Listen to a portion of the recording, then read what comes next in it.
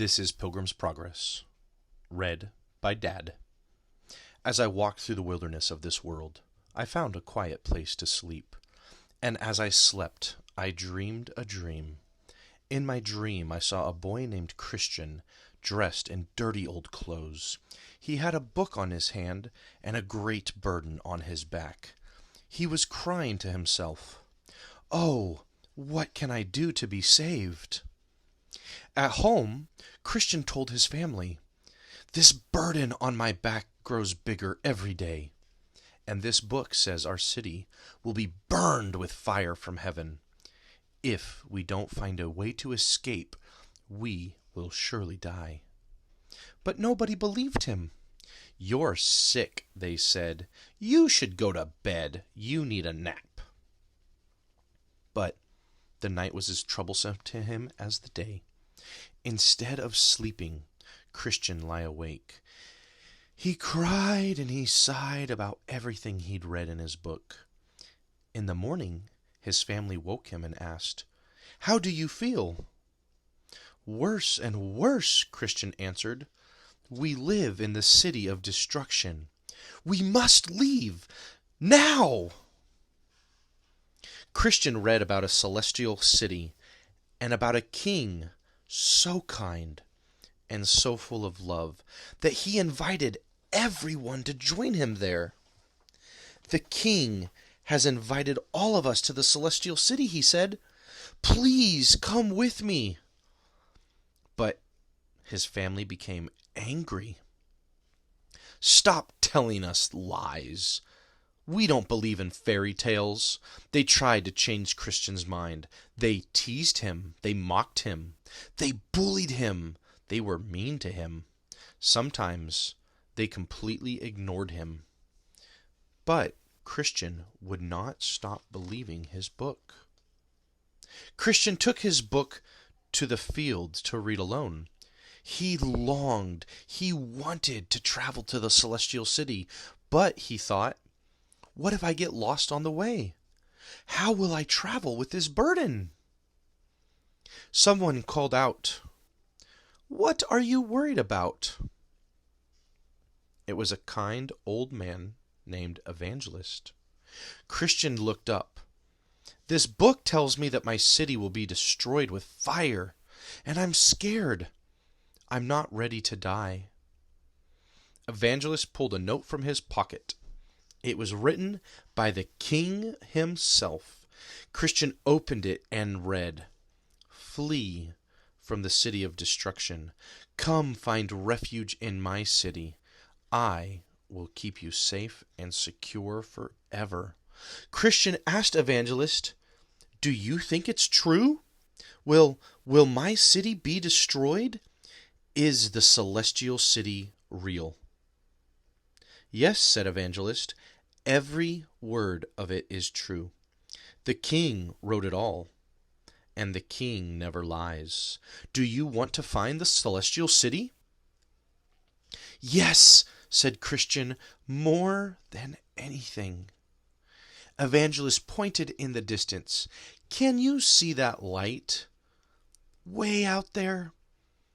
Follow it until you get to the narrow gate, and when you get there, Good will tell you what to do." Christian ran, sprinting towards the light in the distance, right through the middle of town. People who saw him shouted, "Where are you going? Come back, Christian. Don't be silly. Don't be a fool." Some laughed at him and called him mean names. Some were sad to see him leave. Christian didn't look back. He just kept running and shouting, "I want life, true life, eternal life." Two boys from the town named Obstinate and Pliable chased after him. "Slow down," they yelled. "Wait for us." Obstinate, who was stubborn and strong, caught up with Christian. He grabbed him by the arm and said, "Come back right now. Don't be a fool." "I'm not a fool," said Christian, "and I can't come back." because you live in the city of destruction, and I seek an everlasting city. Please, come along with me." "No way," said Obstinate. "I could never leave behind all of my friends and all of my stuff, all of my toys."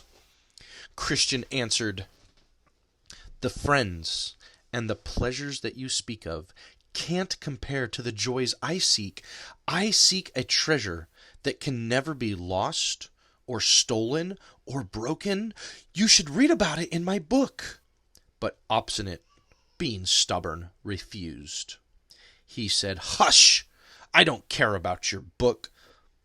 Let's go home, Pliable. Christian has lost his mind."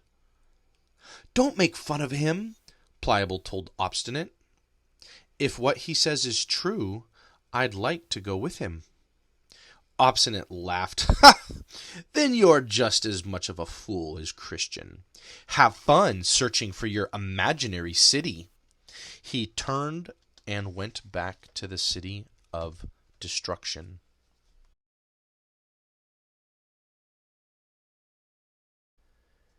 As they kept walking, Christian told Pliable about the celestial city. There will be no sadness there, no more sickness, and no more pain. No more owies or boo-boos.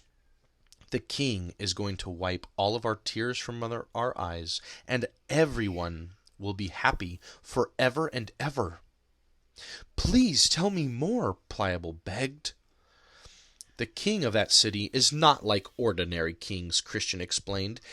"His love for little pilgrims is so great that he's preparing big houses called mansions for us. And he's going to place crowns on our heads and give us shining, bright clothes to wear." "Wow," said Pliable. But how do you know that this is true?" "Well," said Christian, "because the king wrote it in my book." Pliable was amazed. Why would the king give us all of that for free? "All the king wants," Christian said, "is for us to believe him, to follow him, and to love him with our whole hearts. He wants to fill his city with pilgrims from all over the world, so that they can know his goodness and enjoy him forever." They were so absorbed, focused in their conversation, that they slipped and began sinking in a muddy pit called the Bog of Despond. And the more they tried to wiggle out, the deeper and deeper they sank. Pliable screamed, "So this is the happy place you told me about? I don't believe your king is very good at all. You can go to the celestial city by yourself." He struggled out of the mud and left Christian all alone. Christian, meanwhile, sank deeper and deeper into the bog because of the burden on his back. And just as Christian's head sank under the mud, a strong hand reached down and pulled him out. "My name is Help," the man said, "and the king sent me here to rescue any pilgrims who fall into this bog." "Oh, why hasn't the king filled this bog in with dirt?" Christian asked.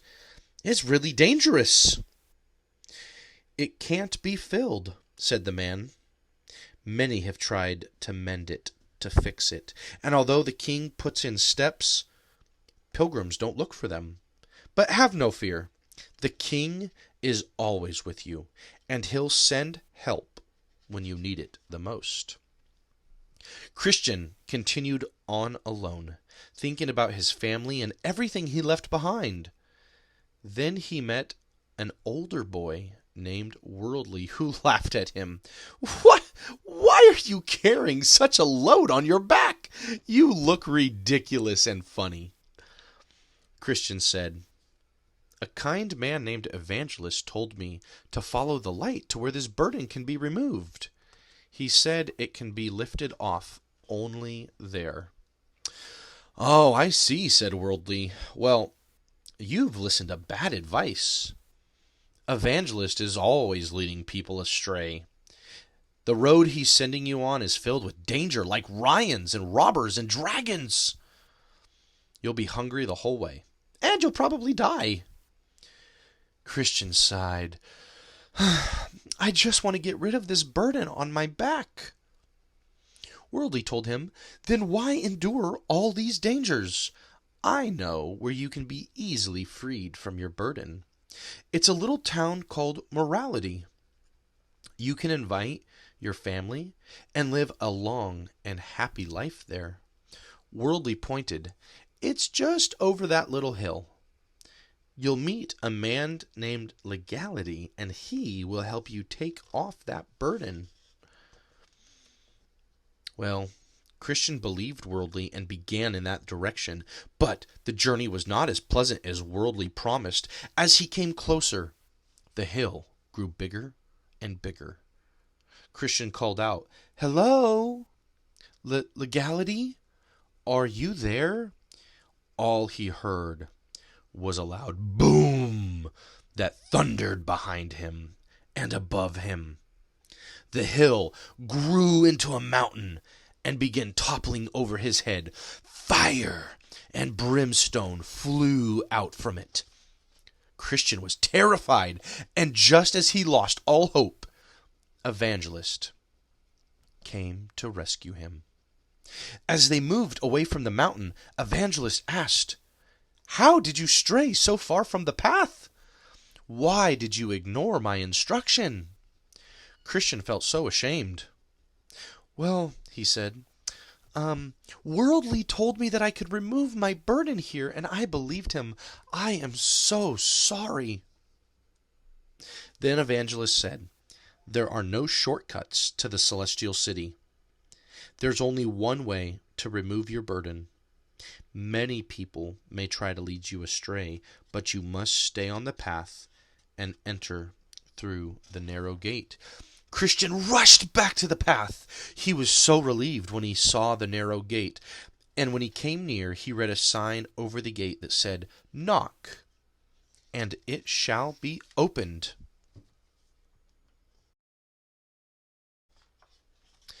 Christian knocked and waited, but he heard nothing. He was afraid and worried. Maybe the king is not going to let me in because I strayed from the path. I'm filthy. My clothes are so ragged. He knocked again, and he called out, Are you willing to let this poor pilgrim in? At last, Goodwill opened the door. I am willing with all of my heart. Just then, several arrows flew through the air. Goodwill grabbed Christian by the shirt and pulled him inside the gate. Goodwill told Christian about the nearby castle set up by the evil Lord Beelzebub. He hates the king and all the little pilgrims, Goodwill said. He does all he can to stop them from entering the narrow gate. Christian heard a loud thud as more arrows hit the door where he'd been standing moments before. Goodwill showed Christian the straight and narrow path. This is all the way to the celestial city. It's clear all the way there, he said. Christian saw the path and asked, So I can't get lost? Well, said Goodwill, the path is clear all the way, but many other paths cross it. But they're wide and crooked, and they will lead you the wrong way. The right path is obvious, but it isn't always the easiest. Christian asked Goodwill, Where can I be freed from my burden? His shoulders were terribly sore from carrying it. Bear your burden a little longer, Goodwill said. You must continue your journey until you come to the place of deliverance. Only there can your burden be removed. But first you must go to the house of the interpreter, Goodwill explained. He will show you excellent, beautiful things to help you on your journey. Welcome, little pilgrim, the interpreter said. The king placed me here to prepare you for the many challenges you will face on your journey. They entered into a dirty, filthy room. Interpreter asked a man to sweep the room, which filled the room with dust, and Christian began to cough. Interpreter asked another helper to sprinkle the room with water. This made the dust settle to the floor, so it could be easily cleaned. The dust is our sin, Interpreter said, and the sweeping broom is like us trying to fix our sin by following all sorts of rules. The sprinkled water is like the King's mercy and grace, which is the only way to remove the dirt from our lives. It is not through our own efforts and work that we become clean, but only by trusting in the King to purify us. And in the next room, Christian saw two boys, Passion and Patience. They were getting gifts, but were told to wait 1 whole year before they could get them. And Passion couldn't sit still. "Give it to me now," he whined. "I don't want to wait." But Patience sat quietly. Passion finally got his gifts, but they were soon broken. Patience waited with a happy and cheerful heart, and the gifts he was given would never be broken. Interpreter explained, Passion is like people who want everything right now, but patience is like those who trust the King and are willing to wait. Their reward will last forever and ever. Then Christian saw a fire, and a wicked man was pouring water onto it. But the fire would not go out. Behind the wall was a kind and gracious man who kept the fire burning with oil. "What does this mean?" said Christian. "The fire," said Interpreter, "is like the love pilgrims have for the King. And the man pouring water is like Lord Beelzebub, who always tries to hinder pilgrims. But the man behind the wall, pouring oil, is like the King's son, who's helping pilgrims on their journey." Interpreter took Christian to one last room, which opened up to show a castle guarded by soldiers. Some people were afraid to enter, so they stayed back. But one man ran forward with all of his might, attacking the guards with his sword. And as he reached the palace gates, the angels above called out in their sweet, sweet voices, come in, eternal glory you shall win." Christian said, "I know the meaning of this. Many people want to enter the celestial city, but they fear what it might cost them, so they stand back. Only those who go in on faith and perseverance will arrive." Christian ran, longing to make it to the place of deliverance. On both sides of the path were great high walls called salvation. His legs were sore. His body ached under his burden. He was determined to be free from his burden. He ran until he reached a hill where he saw a large wooden cross. His book told him that the King's son had died on this cross so that little pilgrims could be free from their burdens. His eyes filled with tears. He thought about how much it must have hurt the King to send his only son to die, and how much pain the son must have endured while dying. Christian stood in wonder and amazement. "I've lived my whole life in the city of destruction. I've continually disobeyed the King. I've never once thanked him or showed him any love. I'm a poor pilgrim in filthy clothes. Why would he do this for me?" As he drew nearer to the cross, the straps on his shoulders snapped, and the huge load fell off of his back. It rolled down the hill, picking up greater and greater speed until it fell into a large pit, never to be seen again. Christian beamed with joy. He was finally free. His heart was so full of love for the king's son. He died so I can live. He was broken so I can be made whole. He endured the worst to give me the best. Christian sang a new song. I came to the cross with the burden of sin, for none could remove all the guilt held within. Oh, what a wonderful day! I've been covered by grace, for the King sent his Son to die in my place. At the cross I am free. Here my burden's released. Here my shame has been thrown in a bottomless sea.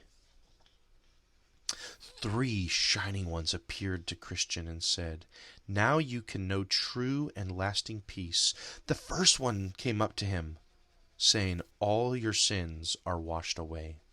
And the second one removed Christian's filthy, dirty old clothes and exchanged them for new, clean, beautiful clothes.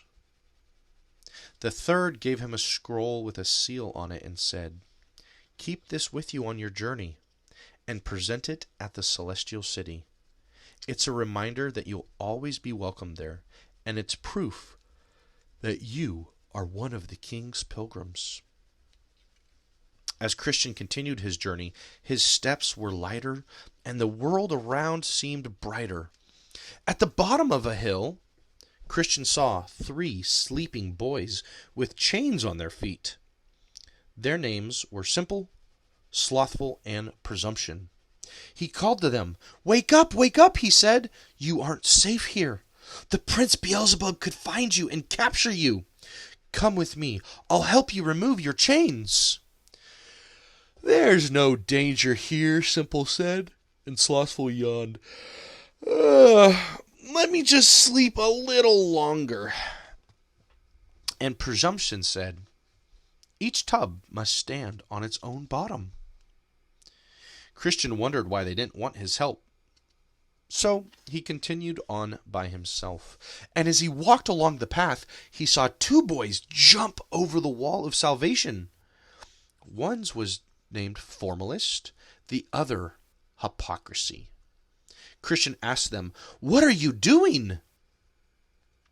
Well, we came from the land of vain glory, they said, and we're seeking the celestial city. Well, why did you jump over the wall? Christian asked. You're supposed to enter by the narrow gate. That gate is too far, said Formalist. This way is easier. Besides, it doesn't matter how you enter the path. All that matters is we're on it, just like you are. Well, how do you know that the king is going to let you in? Christian said. His book says we must enter by the narrow gate. Hypocrisy answered him. The king won't mind. If we're in, we're in. Besides, people from our city have done this for hundreds of years. It's really no problem at all. But where's your scroll? Said Christian. Formalist said, do you think you're so special because you have a scroll? The king doesn't care about silly little things like that. Christian responded, I used to wear rags, and I was doomed for destruction, but the king saved me.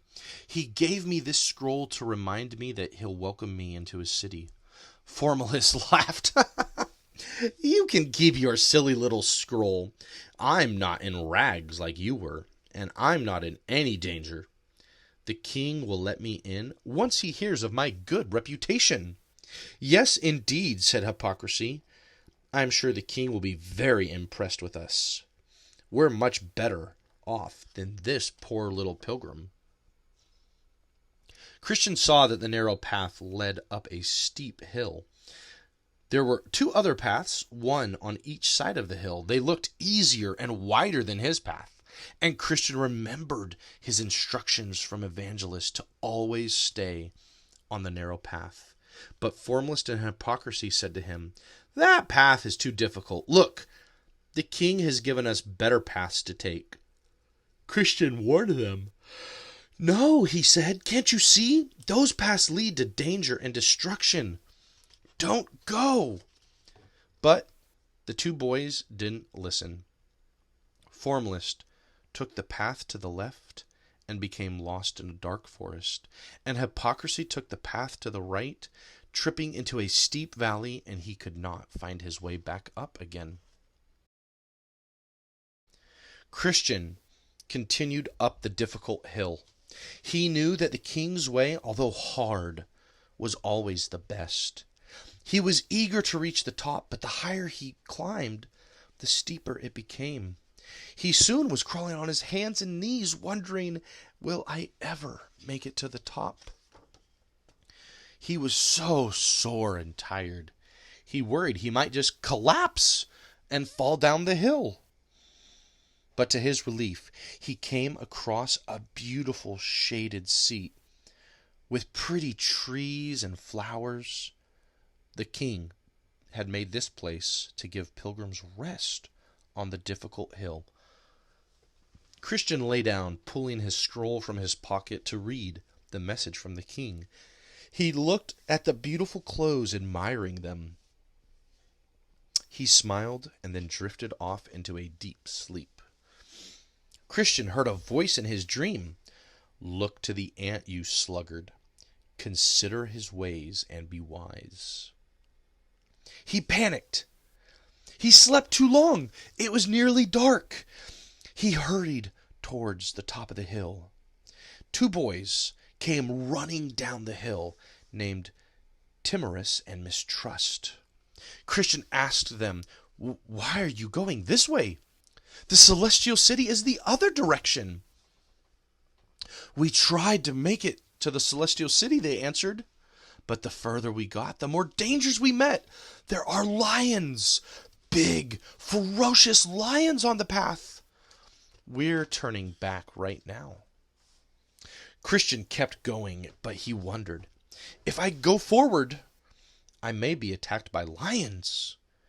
But if I go back to the city of destruction, I will most certainly die. What should I do? Christian reached to find the scroll he'd been given. He couldn't find it. Oh no! Where could it be? Will the king let me in without it? But he remembered the place where he slept. Oh, maybe I forgot it there. Maybe it dropped. Oh, I'm such a fool for sleeping so long while it was daylight. Now I may never find my scroll. Christian reached the place and searched in the darkness, and he saw something glimmering in the moonlight.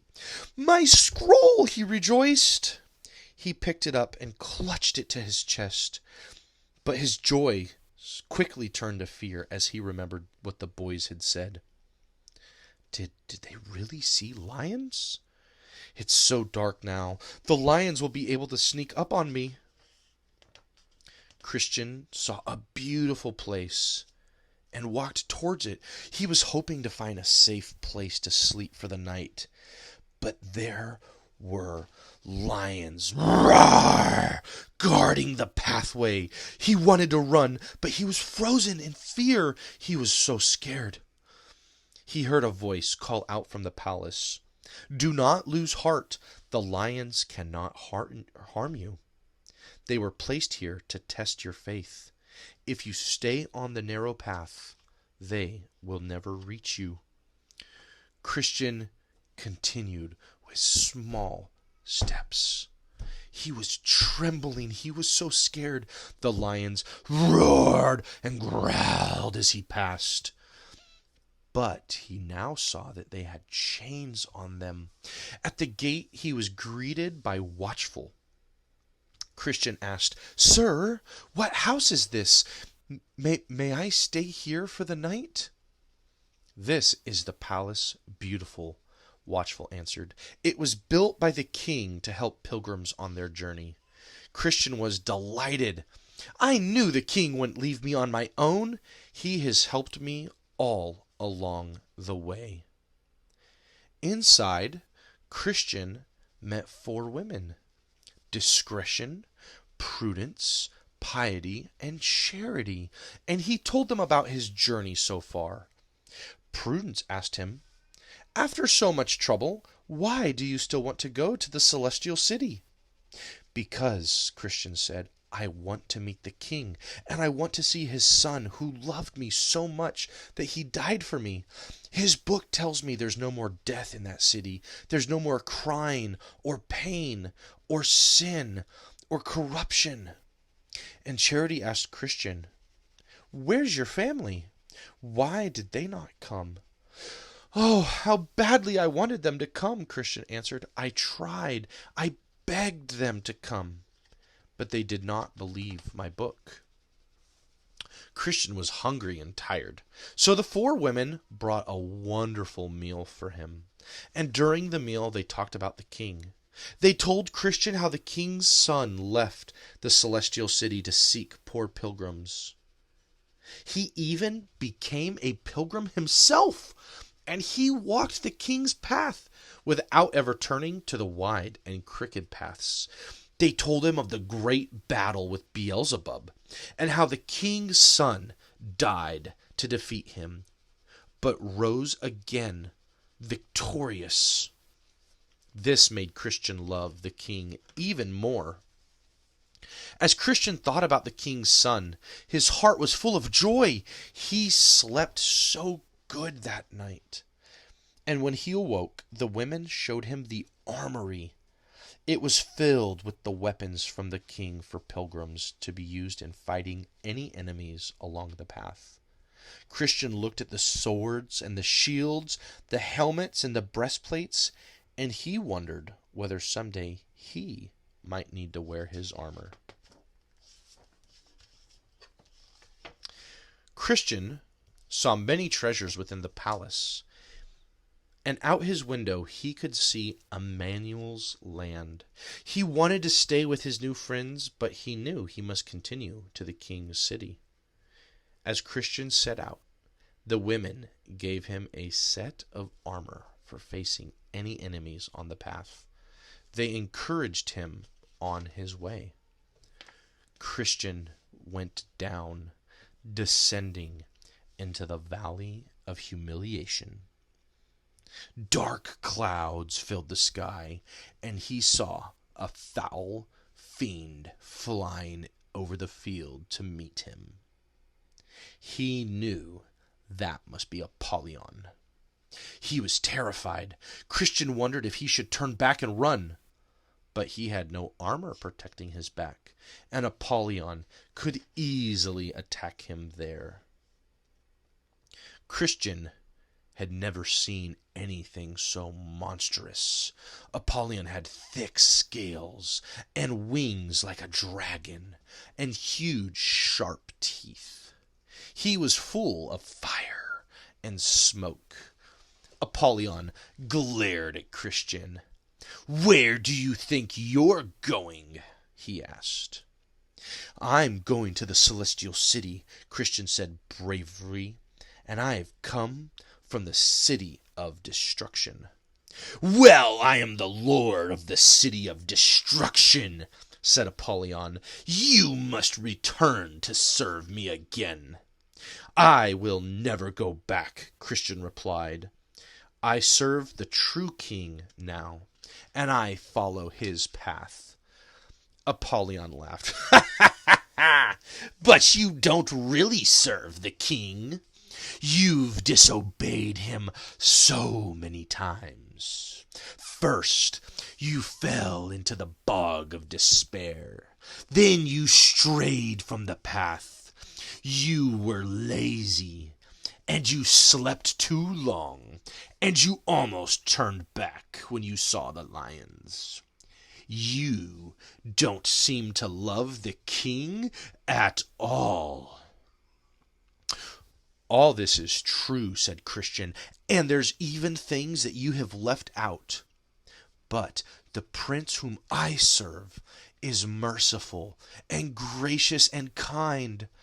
He is loving and ready to forgive all who turn to him."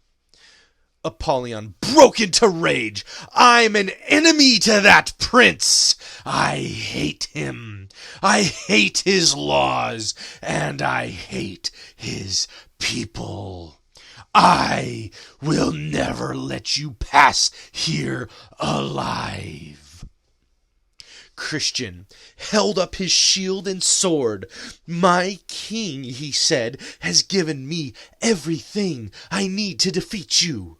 Apollyon blasted fire upon Christian, but Christian held up his shield and fought valiantly. They fought and they fought for hours, and Christian grew exhausted.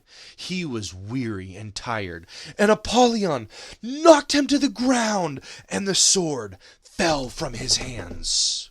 "I will finish this now," Apollyon said, and Apollyon raised himself over Christian to strike one last deadly blow. Christian picked up his sword, and he lifted it with all of his strength, and he said, "Rejoice not against me, my enemy. When I fall, I shall arise." And he thrust his sword into Apollyon's chest. Apollyon was wounded, and then Christian struck him again. "Yes," he said, "in all these things we are more than conquerors through him who loved us." At this last blow, Apollyon let out a terrible roar, and stretching out his wings, he flew away. The battle was finished, and Christian said, "I will give thanks to the king who delivered me from Apollyon's attack." Christian heard a voice from above. "Do not fear, for I am with you. Do not be dismayed, for I am your God. I will strengthen you and help you. I will uphold you with my righteous right hand." A peace came over Christian, and although Apollyon had wounded him, he felt strengthened again for his journey. Christian continued through the valley with his sword drawn, wondering if another enemy might be waiting for him. Suddenly, two boys ran towards him, shouting, "Go back! Go back! Turn around!" Christian was startled. "Where are you running from?" he said. "We're running from the valley of the shadow of death," they answered. "It's pitch black and full of howling and yelling. It's the most dreadful place we've ever seen." But Christian looked ahead. "This is the way to my desired haven," he said, "and I must pass through it to reach the celestial city. I will continue onward and trust the king to guide me." Christian's path became more and more narrow, with a deadly drop on either side. The valley was so dark that sometimes Christian couldn't even see where he was walking. He was afraid that he would slip and fall to his death. He sighed and groaned as he went on. Would he ever see daylight again? At times, he thought he saw the shadows of some evil creatures. He thought he heard lies being whispered in his ears. "You're all alone. The king has forgotten you. You will never make it to the celestial city." Then Christian heard terrible sounds arising from the pit. He saw huge flames and plumes of smoke spewing out of it. He cried out, "O Lord, deliver my soul from this darkness and distress." He thought to turn back, but he remembered how he'd already overcome so many dangers. He pressed forward, trembling with each step. Now, when he was afraid, he remembered to shout, "I will walk in the strength of the Lord God." And he heard what sounded like another boy's voice. "Even though I walk through the valley of the shadow of death, I will fear no evil, for you are with me." This gave him courage to press on through the dark valley. When Christian came into the light, he rejoiced. He had made it through the dark valley, even though it was full of traps set by the evil Lord Beelzebub. He saw another little pilgrim running ahead. Christian recognized him. It was Faithful, a neighbor of his from the city of destruction. He called out, "Faithful, wait for me. I'll join you." And Faithful shouted back, "I can't stop. I must continue to the celestial city." Christian ran as fast as he could to catch up, and when he reached Faithful, he ran past him and said, "Ha ha, now I'm going to get there first." But Christian wasn't looking at the path ahead of him. He tripped over a little rock and came crashing down. With his heavy armor, he couldn't lift himself up. But Faithful caught up. He reached out his hand and he helped Christian to his feet. "Finally," said Christian, "a companion for my travels. I don't know that you too set out for the celestial city?" "Yes," said Faithful. "After you left, everyone was talking about your book and the celestial city, and after a while they started to mock you. They were mean to you. But I believed your book, so I set out to follow you." And as they walked, Faithful spoke of those who tried to stop him along the way. "There was one named Shame, who I met in the Valley of Humiliation. And Shame told me that those who listen to the king are fools, and will be looked down by others of this world. But I stood against him, and finally resolved that what the king says is always best, even if everyone in the world is against it." Christian's heart was uplifted by Faithful, and they continued in sweet conversation. Their conversation was interrupted by a boy named Talkative, who joined them and said, "Hello, you're pilgrims, I see. Let's talk together and talk along the way. There are so many things to talk about, big things or little things. I would love to talk about them all." Faithful had to interrupt him. "Our desire is not just to talk, but to follow the king's path and to reach the celestial city." "Ah, yes," said Talkative. "I can tell you all about that city. I have many theories about it. We can talk about that if that is what you wish." Christian said, "Well, the king wants us to follow him and to obey him, not just to talk. We must love others in word and in truth, in actions and in truth, not just in word and speech." "I see," said Talkative. "You pilgrims are strange. I'll wait for others who like my company so that I can have pleasant conversations along this path. I am in no hurry." Faithful looked up ahead and said, "Look, it's Evangelist." Evangelist greeted them. "Peace be with you, beloved pilgrims. How has your journey been?" Christian answered, "The king has delivered us from every snare that was set on our path." "I rejoice in your victory," said Evangelist, "but I came to warn you. You must pass through an evil town called Vanity Fair.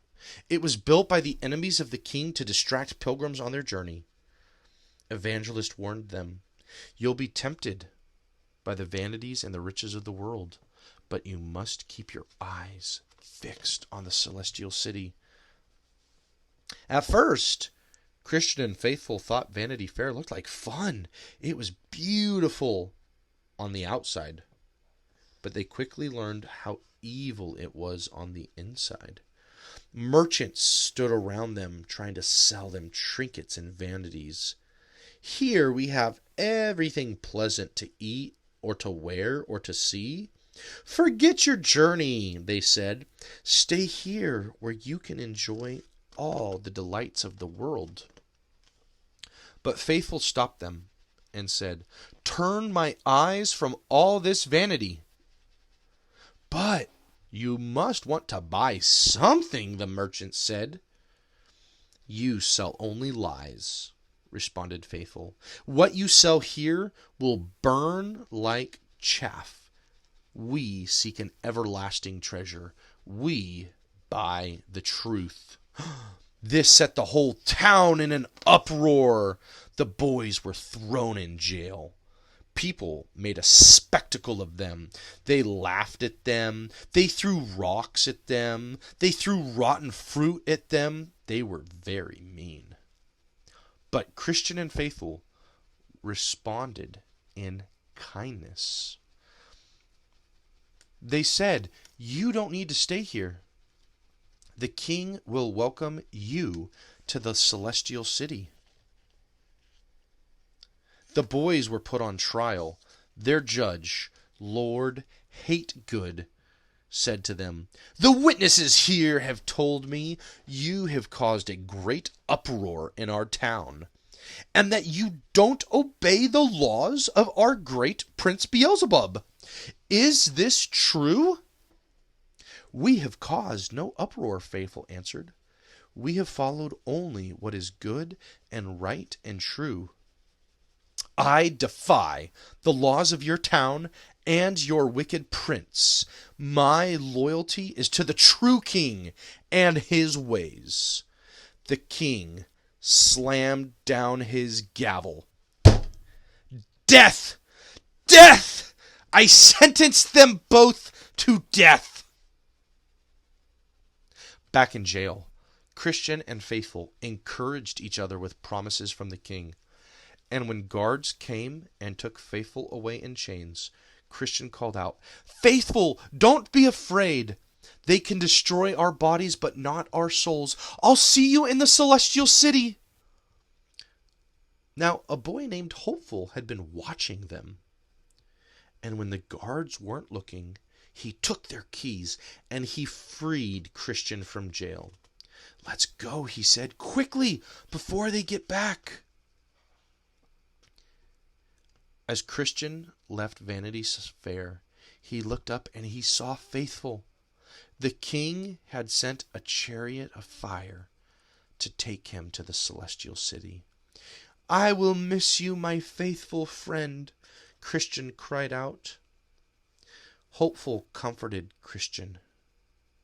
"You know, it was Faithful's bravery that inspired me to leave Vanity Fair. I hope I can be a friend like he was." The two pilgrims traveled for a little while and were met by 4 children from the town of Lovegain. These 4 said, "Let us join you on your journey." "Please come along," said Hopeful. "It's not an easy path," Christian warned them. "What could be so difficult about it?" one of the boys asked. Christian told him, "You must follow the king. In sunshine, in rain, in riches, in poverty, in good times, in hard times. All the time you must follow the king." "Ah, you're sadly mistaken," said the boys from Lovegain. "Surely the king would give all his blessings to pilgrim who walk on his path. We only travel in fair weather. If you wish to suffer needlessly, we will not join you." The little pilgrims left these boys behind. They came to a hill called Lucer,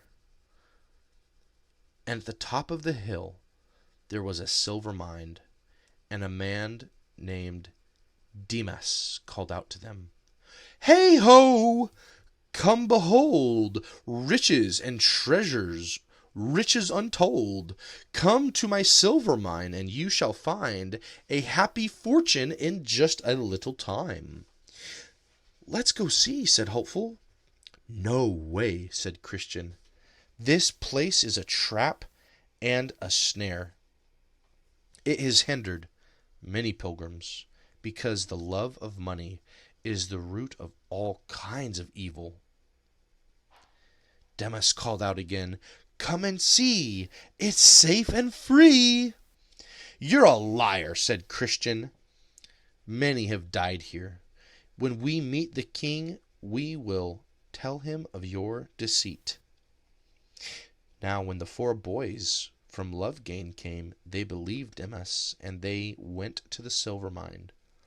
And as they looked into it, they slipped and crashed to the bottom, never to be seen. As the two boys walked on, Hopeful and Christian found themselves walking beside a pleasant river.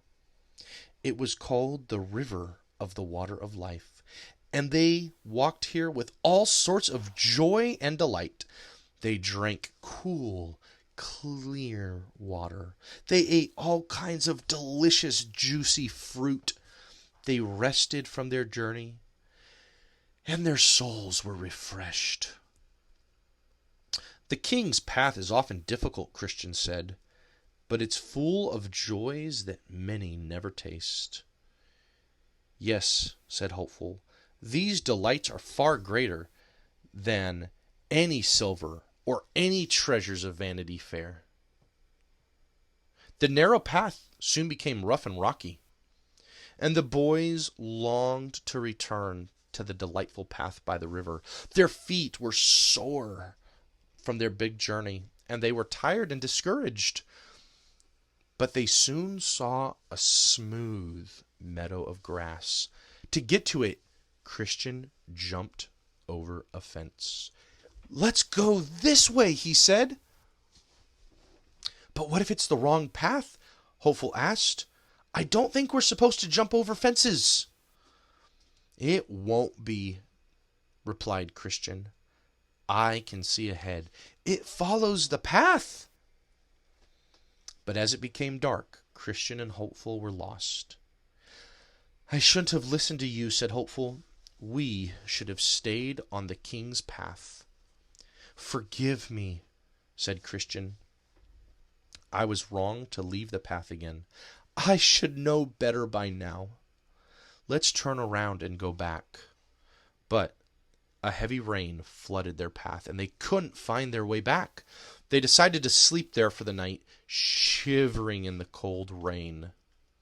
They did not know that they'd fallen asleep near Doubting Castle, and they woke to the sound of a loud, rough voice. "What are you doing on my land?" Christian was terrified. We're pilgrims. We're lost. We didn't know any better." "That's no excuse for trampling my grass," said the giant Despair. He picked them up and dragged them to his castle. He threw them into a dark and dirty prison, a dungeon. They lay there for days without a crumb of bread or a single drop of water. They were far from family and friends, or anyone to help them. Worse still, the giant would beat them. He would yell at them. "You'll never get out of here," he said. "You'll die in this prison, so give up hope. There's no way out." "I give up," said Christian. But Hopeful encouraged him. "Be patient, brother. We must wait and hope. Maybe someday he'll forget to lock us in." It was more than Christian could bear. "This is all my fault," he cried. "I've led us away from the path. I have failed so many times. I don't deserve to be a pilgrim anymore. I don't deserve to get to the celestial city. The king is never going to let me in." But Hopeful reminded him. He said, "The king is merciful. He'll never abandon you. We will soon see the celestial city. Remember how brave you've been? Apollyon couldn't crush you. The valley of the shadow of death didn't turn you away. With the king's help, you have overcome many difficulties, and you will overcome this one as well." Early the next morning, Christian woke. "Oh, what a fool I've been! How could I have forgotten? The king left a key called Promise hidden in my pocket. I am certain it will open any lock in Doubting Castle." Christian tried the key to their door, and it worked. They pushed it open. But as they opened the gate leading out of the castle, it made a loud creaking sound, which woke up the giant of despair. He chased after them, but just as he reached to grab them, the sun pierced through the dark clouds, blinding him. He fell onto the ground with a huge crash. The boys ran until they reached the king's path once again, and they put a sign there to warn other pilgrims about the castle of despair. They jumped back over the fence, thanking the king for delivering them once again, and they continued on the narrow path. The 4 pilgrims reached the Delectable Mountains, and they saw shepherds looking after sheep. Hopeful asked them, "Whose mountains are these?" "They belong to the king," the shepherds replied. "This is Emmanuel's land." Christian asked, "Are we close to the celestial city? Is the way safe from here?"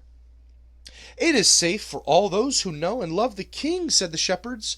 "The king leads and protects his pilgrims all the way to the celestial city, just as we lead and protect these sheep besides the waters and fields of green grass." The shepherds took Hopeful and Christian to the top of a high hill called Clear, and they asked, "Would you like to see the gates of the celestial city?" "Yes, please," said the boys. The shepherds gave them a telescope to look through, and what they saw of the city was so beautiful and glorious that everything else seemed dim and dull in comparison. The boys left, and the shepherds gave them instructions. "Beware of the flatterer, who will disguise himself and lead you astray, and beware of the enchanted ground, where you'll be tempted to fall asleep. May the king guide and protect you in all things." And the path soon split into 2 directions.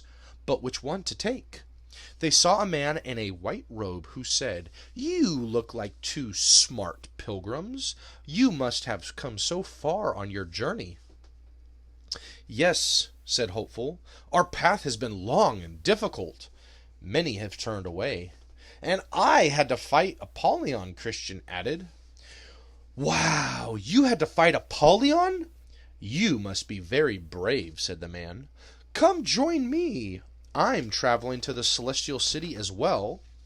They followed the man, but they did not notice a net lying along the path. The net entangled them so that they could not get out, and the man's white robes slipped off his back, revealing black, dark clothes underneath.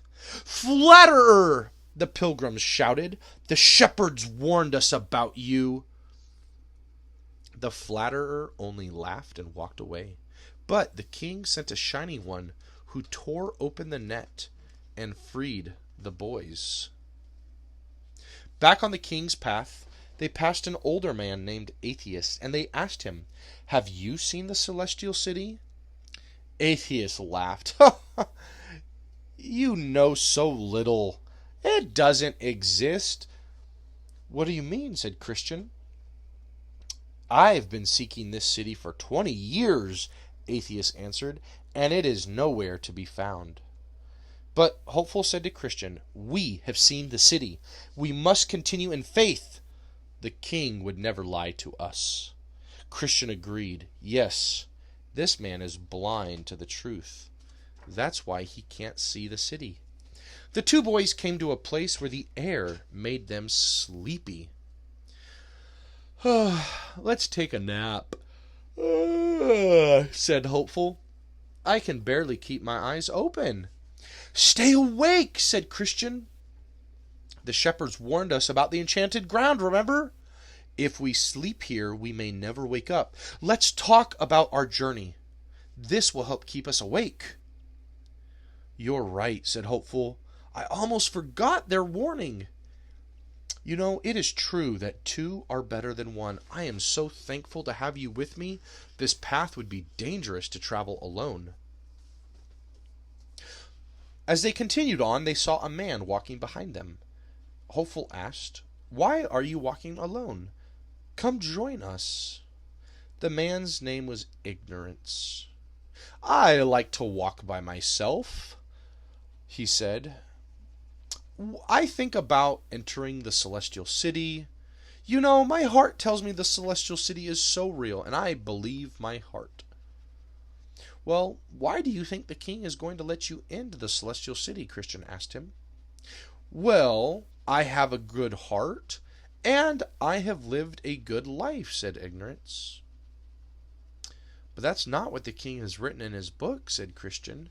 The only way into the city is by believing in the king's son and his forgiveness.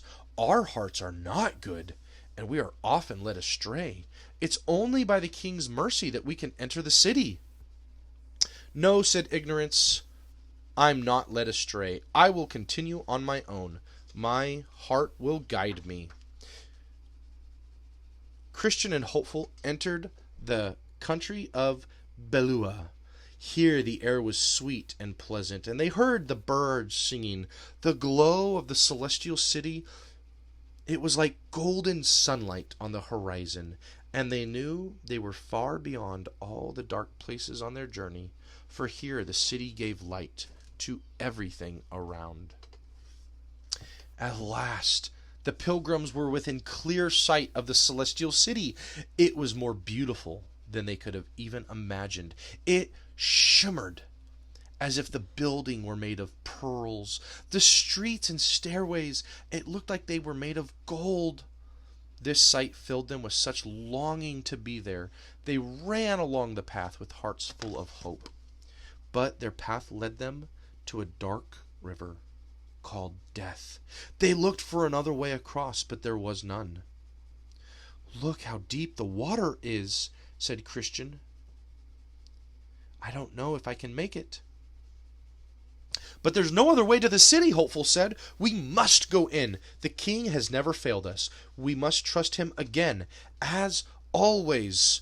So they entered the water, but Christian began to sink, and he cried out to Hopeful, all the waves are crashing over me. I can't keep my head above the water. Christian, said Hopeful, I can feel the bottom. It's good and it's solid. Let's press on. I'm going to die, said Christian. I'm never going to reach the city. He was so afraid he couldn't see the city's light. But Hopeful tugged Christian's head above the water, holding on to him. I see the gate, said Hopeful. There are angels there to receive us. Christian grasped Hopeful. Gasping, he said, they're waiting for you. The king has left me here to drown because I've been such a faithless and bad pilgrim. But Christian was reminded of the king's promise. When you pass through the waters, I will be with you. And when you pass through the rivers, they will not overcome you. Christian's strength returned.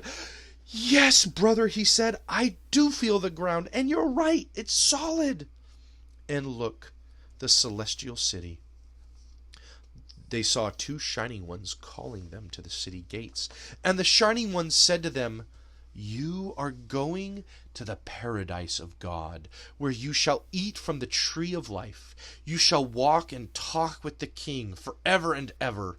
There will be no more sorrow, sickness, suffering, or death, because the former things have passed away. The king will give you comfort for all your toil and joys for all your sorrows. You've walked in faith, and now you'll see all that you've desired. The pilgrims were filled with such joy. They quickly ran up the stairs. They no longer felt tired, although their journey had been so long. Soon they were high above the cloud, and now all the difficulties they faced in their journey seemed so small. I read about this in my book, said Christian, and now at last I see it. The king promised that one day here is far better than a lifetime anywhere else in the world. Christian and Hopeful entered the city's gates. Thousands of people came to greet them, all singing and smiling and dancing. The boys heard the sweetest songs. They felt that heaven had come down to meet them. "We made it," they said. "We're here." The Shining Ones called out, "These pilgrims from the city of destruction have come because of their love for the King. Welcome in, eternal glory. You have won." The pilgrims passed their scrolls to the angels and entered the gates with gladness and thanksgiving. The King also came out to welcome the two pilgrims. With his arms wide open, he said to them, "Well done, my faithful pilgrims. Your journey was long, but you've arrived at last. We've been waiting for you, and I've prepared a place here just for you. Enter into the joy of my city." The pilgrims jumped into the King's arms. At last, they knew they were home.